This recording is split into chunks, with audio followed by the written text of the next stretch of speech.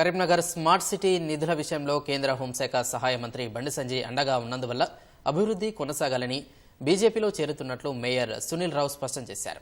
అవినీతి అక్రమాల నుంచి కాపాడుకోవాల్సిన అవసరం తనకు లేదని, ఎక్కడ కూడా అవినీతి అవకతవకలు జరగలేదని ఘంటాపదంగా చెప్పగలనని పేర్కొన్నారు.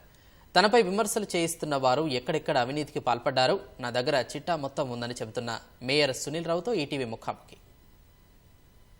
మరి కాసేపట్లో బీజేపీలో చేరబోతున్న మేయర్ సునీల్ రావు మనతో ఉన్నారు. ఆయన ఆ పార్టీలో చేరడానికి రాజకీయ భవిష్యత్తు లేకపోతే పుమ్మన్న లేక ఇందులో పొగబెట్టారా ఒకసారి అడిగి తెలుసుకునే ప్రయత్నం చేద్దాం. మేయర్ గారు, మీరు 5 ఏళ్ల పాటు మేయర్గా ఉన్నారు కదా, ఈ పార్టీ వీడి మళ్ళీ బీజేపీలో వెళ్ళడానికి కారణాలేంటి? 5 సంవత్సరాలు మేయర్గా అవకాశం ఇచ్చిన బీఆర్ఎస్ పార్టీ కేసీఆర్ గారికి, ముఖ్యంగా నాకు అవకాశం లభించేలా ప్రయత్నం చేసి కేసీఆర్ గారిని ఒప్పించిన వినోద్ కుమార్ గారికి నా జీవితాంతం కూడా రుణపడి ఉంటాను. నేను 5 సంవత్సరాలు వారు ఇచ్చిన అవకాశాన్ని పూర్తి స్థాయిలో కరీంనగర్ నగర అభివృద్ధి కోసం పనిచేసిన, కరీంనగర్ నగరంలో 100 కోట్ల రూపాయల నిధులతోటి ఎక్కడ కూడా అభివృద్ధి కార్యక్రమం ఆగకుండా కరీంనగర్ నగర రూపురేఖలు మార్చే ప్రయత్నం చేసిన. అభివృద్ధి అనేది ప్రజల కళ్ళ ముందు కనబడుతూ ఉన్నది. దానికి నేను మేయరైన తర్వాత బండి సంజయ్ గారు ఎంపీగా ఉంటారు. ఎంపీగా వారు కేంద్ర ప్రభుత్వం నుంచి అనేక రకాలుగా సహకారం చేసి నిధుల విడుదల ఎక్కడ ఆగకుండా చేసినారు. రాష్ట్ర ప్రభుత్వం ఇవ్వకపోతే కూడా రాష్ట్ర ప్రభుత్వం మెడలో నుంచి నిధులు ఇప్పించే ప్రయత్నం చేసినారు. దానివల్లనే ఈ అభివృద్ధి సహకారమైంది.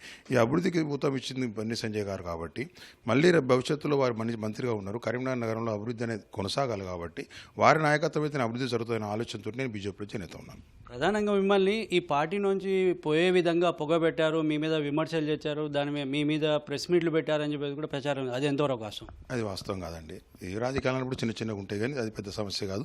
మెయిన్గా కరీంనగర్ నగర అభివృద్ధే నా ఎజెండా. కరీంనగర్ నగరంలో పుట్టిన వ్యక్తిగా, కరీంనగరంలో పెరిగిన వ్యక్తిగా, కరీంనగర్లో 5 సార్లు కార్పొరేటర్గా, కౌన్సిలర్గా, మార్కెట్ కమిటీ చైర్మన్గా పనిచేసి మేయర్గా పనిచేసే వ్యక్తిగా, రాబోయే రోజుల్లో చచ్చిపోయేవారు కూడా కరీంనగర్లో ఉండే వ్యక్తిగా కరీంనగర్ నగరం అభివృద్ధి చెందాలనేది నా తాపత్రయం. కరీంనగర్ నగరంలో అభివృద్ధి అనేది ఆగద్దు కాబట్టి బండి సంజయ్ గారి వల్ల నిధులు తీసుకొచ్చి కరీంనగర్ నగరంలో అభివృద్ధి కొనసాగించాలనే ఆలోచనతో మాత్రమే నేను బీజేపీలో చేనేత ఉన్నాను. అయితే పెద్ద ఎత్తున స్మార్ట్ సిటీ నిధులతోనే అభివృద్ధి జరిగింది. ఆ పనుల్లోనే చాలా అక్రమాలు జరిగాయి. ఈ క్రమంలో ఏమైనా విచారణ జరుగుతుందా? ఈ క్రమంలో అటు నుంచి కాపాడుకోవడానికే బీజేపీని ఎన్నుకున్నారని చెప్పేసి కూడా ప్రచారం చేస్తారు. అది ఎంతవరకు వాస్తవం? నేను గతంలో డిమాండ్ చేసిన, ఏదన్నా అవినీతి జరిగితే విచారణ జరిపించాలని నేనే డిమాండ్ చేసిన. ఎందుకంటే స్మార్ట్ సిటీ అనేది కరీంనగర్ మేయర్ చేతిలో ఉండే కార్యక్రమం కాదు. స్మార్ట్ సిటీలో 12 మంది బోర్డ్ ఆఫ్ డైరెక్టర్స్ ఉంటారు. దానిలో ప్రిన్సిపల్ సెక్రటరీ గారు చైర్మన్గా ఉంటారు, మున్సిపల్ అడ్మినిస్ట్రేషన్. 12 మంది కరీంనగర్ కలెక్టర్ గారు, కరీంనగర్ సిపి గారు, ఈఎన్సీ గారు, డిటిసిపి గారు, సిడిఎంఏ గారు, అడిషనల్ కలెక్టర్ గారు, ఇట్లా 11 మంది అధికారులు ఉంటారు. వాళ్ళు శాంక్షన్ ఇస్తే, వాళ్ళు టెండర్ పిలిస్తే, వాళ్ళు టెండర్లు అప్రూవల్ చేస్తే, వాళ్ళు పని చేయించి, వాళ్ళు బిల్స్ ఇస్తే దానిలో మేయర్ పాత్ర ఉంటుందని. అంటే పార్టీలో కీలక వ్యక్తిగా ఉన్నారు. అయితే దాదాపు 6 నెలల నుంచి మీరు ముభావంగా ఉండడానికి కారణాలేంటి? ముభావంగా లేము. ముభావంగా ఇక్కడ పార్టీ చేసిన ప్రతి కార్యక్రమంలో పార్టిసిపేట్ అవుతాను. పార్టీ ఇచ్చిన ప్రతి పిలుపులో పాల్గొన్నాం. మేము ఎక్కడ కూడా పార్టీ కార్యక్రమాలు ఎక్కడ స్కిప్ చేసి అలవాట్లేదు. ఎందుకంటే మేము కార్యకర్తగా పైకొచ్చిన వాళ్ళం. పార్టీ కార్యక్రమాలు మాకు శిరోధార్యం. ఏ పార్టీలో ఉన్నా ఆ పార్టీకి న్యాయంగా పనిచేసిన వాళ్ళం. ఒక పార్టీలో ఉండి ఒక పార్టీకి పనిచేసే వాళ్ళం కాదు. నేను వినోద్ కుమార్ ఎన్నికలు పోటీ చేస్తే కూడా నేను పోటీ చేయదని చెప్పిన. నేను మన ఎంపీ ఎలక్షన్లో మీరు పోటీ చేయకండి, పరిస్థితులు బాగాలేవని ధైర్యంగా చెప్పిన వ్యక్తిని నేను. కానీ మీరు పోటీ చేయండి, మేమందరం గెలిపిస్తాం, మేము చేస్తామని చెప్పే వ్యక్తిని కాదు నేను. ఉన్న వాస్తవాలు పార్టీకి వారికే చెప్పిన, కానీ వారు పోటీ చేసిండ్రు.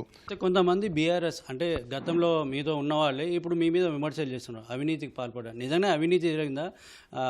టౌన్లో జరిగిన పనుల్లో అవినీతి జరిగిందా, లేకపోతే ఇంకా ఏమైనా ఉన్నాయా? ఇప్పుడు వాళ్ళు మాట్లాడలేదు, వాళ్ళతోటి కొంతమంది మాట్లాడిస్తున్నారు.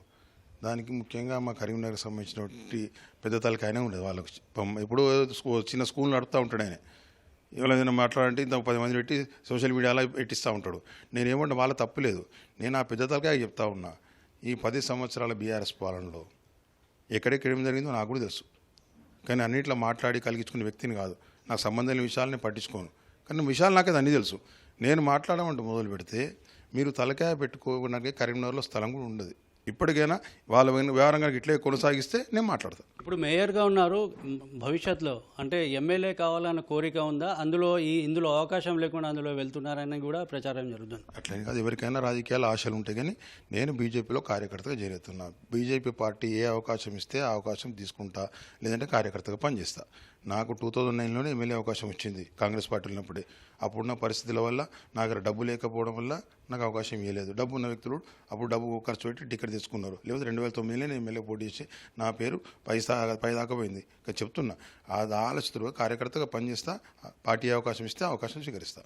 మీతో పాటు కొంతమంది కార్పొరేటర్లు కూడా వస్తామంటే మా బండి సంజయ్ గారు కొంచెం చూసుకోండి అని చెప్పి అంటున్నారు. అంటే రాజకీయంగా ఏమైనా ఇబ్బంది ఏర్పడుతుంది ఏమో చూడని చెప్పి అంటున్నారు. అది వాస్తవమేనా? నేను ఏ కార్పొరేటర్ కూడా ఫోన్ చేసి నేను రమ్మని అడగలే. నేను పోతున్నా, 5 సంవత్సరాల పాటు నాకు సహకరించారు, ధన్యవాదాలు. కరీంనగర్ నగర అభివృద్ధి గురించి బండి సంజయ్ గారి నాయకత్వంలో నేను పోతున్నా అని చెప్పి నేను మెసేజ్ పెట్టిన.